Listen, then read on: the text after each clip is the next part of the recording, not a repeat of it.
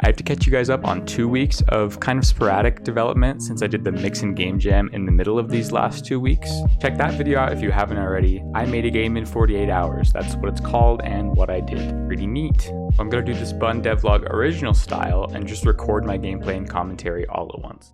Hope that's cool.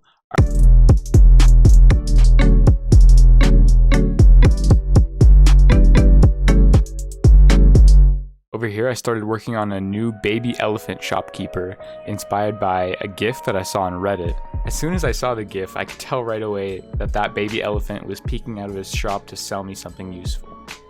This character is going to replace the top-hatted one as the game's shopkeeper who sells Bun upgrades and probably other items. The top-hatted character, I've decided, I'll repurpose as some kind of a guiding figure to explain the game to the player.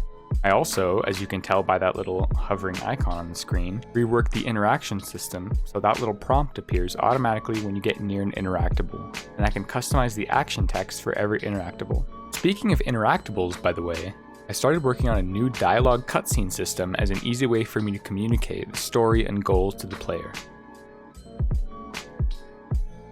Once you're in a dialogue cutscene, which I basically just activate by pressing the same button that you press for petting Boops. Once you're in a dialogue cutscene, you can still walk around, but you basically have a 6-meter tether and your camera goes back to normal once you break it. I'm going to continue to work on this system to maybe integrate a third-party dialogue system like Yarn, which they used for Night in the Woods and a lot of other nutty indie games, to make it easier for me to write lots of branching dialogue and have it trigger things in the game. Back to talking about the hub world, I moved the hatchery out in the open and fenced it off with destructible fence prefabs. I made a little Jesus hut for the hatching stations and put 3 of them so they're nicely protected from the elements. So Boops are back to working as usual, plus the nice new interaction system that prompts you to pet them anytime you're nearby. That should actually say pet me or something, not Lil Boop, but... Aww.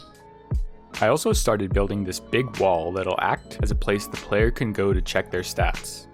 I put a glowy platform a little ways back from it and gave it a camera trigger so standing on it gives you a consistent cinematic look at your game progress. In this main Parthenon type thing, you can see I've disabled the 2 unlockable portals by default, and later I'll add a value to the shader so I can animate its scale and code portal opening and closing effects by lerping that value. In regards to what I'll focus on going forward, I feel like I'm in a stage of development where I'm working on tying all these individual game mechanics together, turning the game from a sandboxy toy to a full, playable game experience and story that you're told.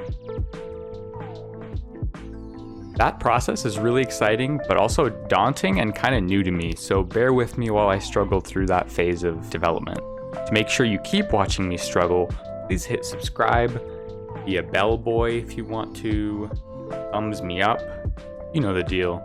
Alright, love you guys, and I will talk to you in about a week.